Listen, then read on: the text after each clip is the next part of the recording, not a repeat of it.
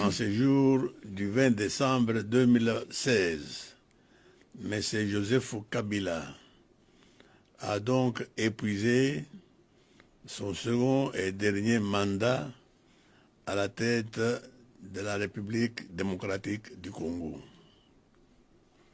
Il a perdu sa légalité et sa légitimité à la tête du pays, eu égard aux dispositions des articles 5, alinéa 1, article 70, alinéa 1 et 220, alinéa 1 de la Constitution, ainsi que les normes les plus élémentaires de tout régime démocratique.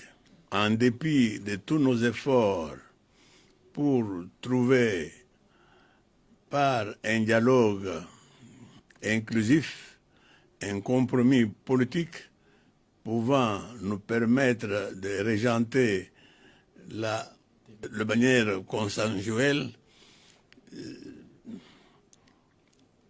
cette période de crise afin de permettre à la nation d'aller dans le délai le plus bref possible aux élections.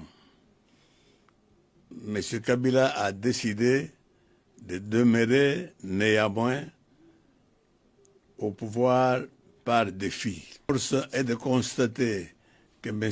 Joseph Kabila sera ainsi coupable de parjure et a commis une violation intentionnelle de la Constitution de la République constitutive de la haute trahison. En conséquence, à partir de ce 20 décembre 2016, M. Joseph Kabila ne pourra plus engager la République démocratique du Congo tant à l'extérieur et à l'intérieur du pays. C'est pourquoi je lance un appel solennel.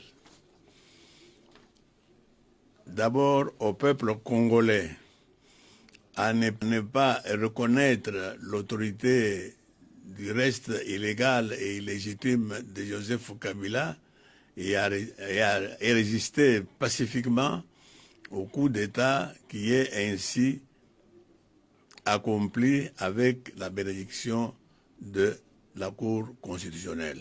Aux partenaires extérieurs ainsi qu'à l'ensemble de la communauté internationale à ne plus traiter avec M. Joseph Kabila au nom de la République démocratique du Congo. Soucieux de donner la chance aux ultimes négociations en cours sous la médiation de la CENCO, j'autorise à la délégation de rassemblement à poursuivre ces travaux selon des calendriers fixés par les évêques. Car à l'issue de ces assises, un compromis sera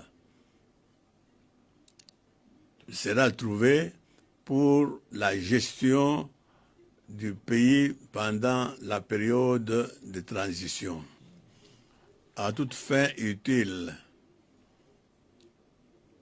j'invite notre peuple à rester toujours vigilant et mobilisé et prêt à répondre massivement aux actions